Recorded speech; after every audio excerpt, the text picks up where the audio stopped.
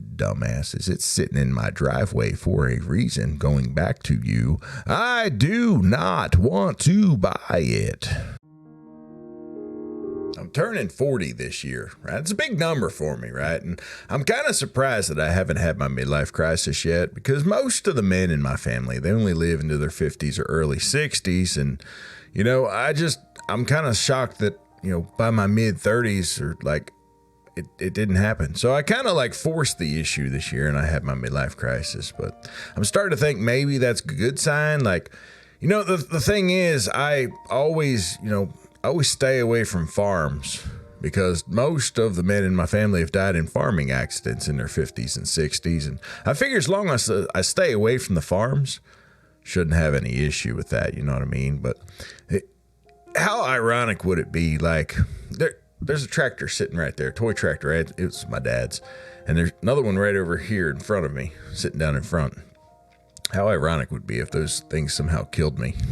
You know what I mean? Like, he spends his whole life avoiding farms and then, you know, gets hit by a toy tractor in the head and killed or something, gets an infection in his ear because he like scrapes it or something. That'd be crazy. But I'm just imagining that this video, like, if that was to happen, like, and I like became famous here somehow, right? And then this video becomes like super, super viral, you know, the like week after I died of a tractor hit me in the head or something. But oh man, but I always had the dream of like what I thought the midlife crisis would be. And it was pretty elaborate. It sounded like it was going to be fun. You know, I was going to be like the douchey yellow brand new Corvette, you know, and I was going to get like, you know, grow a really long beard and become a hobo for a week. I don't know. I thought I would become a stand-up comic or something. Thought that would be awesome. But I'll tell you, this year when I forced myself into a midlife crisis, I want to get it out of the way because honestly, living past 80 just doesn't sound fun. It gets like shaking at all. So I want to get my midlife crisis out of the way now before I hit 40. Just, you know, maybe that'll play into it. So what I ended up having happen, I had a terrible midlife crisis. I think because I forced the issue. If I would have just let it happen natural, it would have been much better. But it was pretty terrible.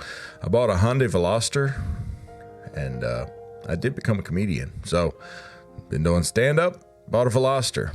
But what makes it bad? You know, I always thought like I would like wreck the Corvette a few weeks after I got it. Not like a bad wreck, but a bad enough wreck that like I didn't like driving the Corvette anymore. I figured that's how that would play out.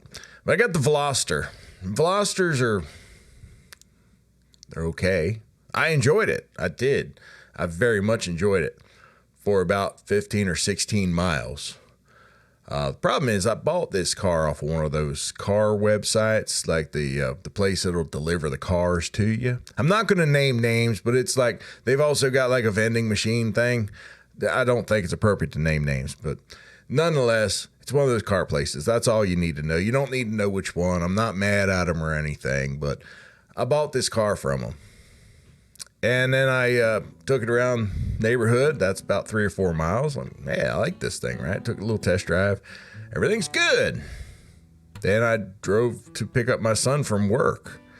That's only like 20 miles away from where I'm at.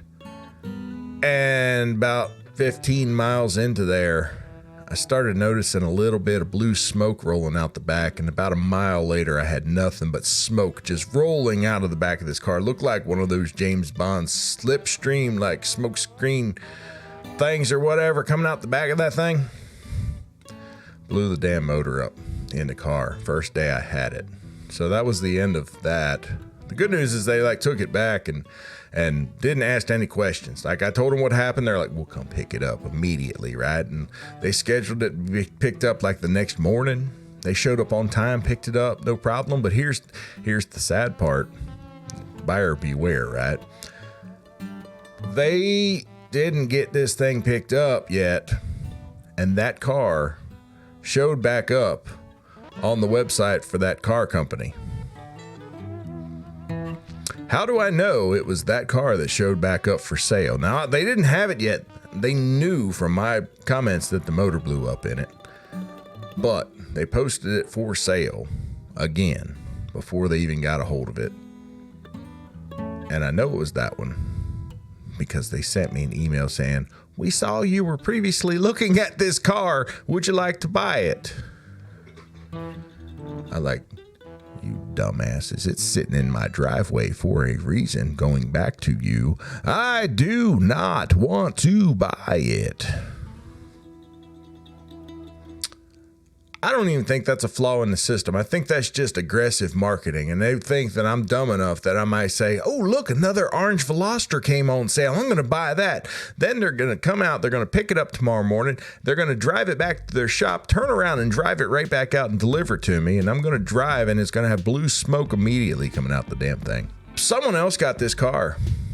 They had to have, because it's not on their site anymore. But it did go away and come back multiple times, and every time they emailed me. They said, "This car is for sale again. Are you interested in it?" I lost track of how many times.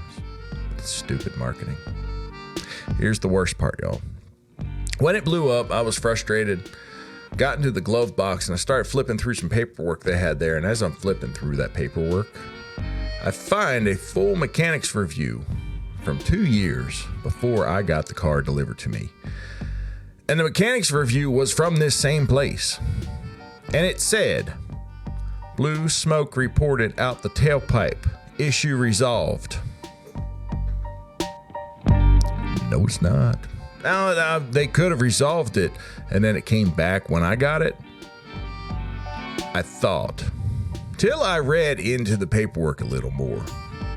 When I read into that paperwork more, the response of how they repaired it was, "Change the oil. Blue smoke doesn't seem to be an issue." I'm not a mechanic. And feel free, if you are a mechanic, drop in the comments and tell me I'm completely wrong. And honestly, look at the comments. If there's a bunch of mechanics in there saying he's wrong, just listen to that, not me at this point.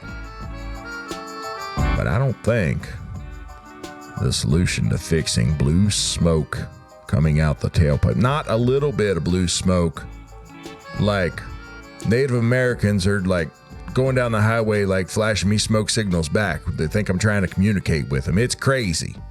It's crazy. Changed the oil, fixed it. That's not the repair. Worst midlife crisis ever. Worst. That's all I got today, y'all. Anybody have a better midlife crisis? Let me know in the comments. Also, why haven't you guys subscribed to me yet? If you have subscribed to me, go in the comments and say I subscribed already, and then I'll stop bugging you about it. Subscribe, man. It's free. Just click the box thing, whatever.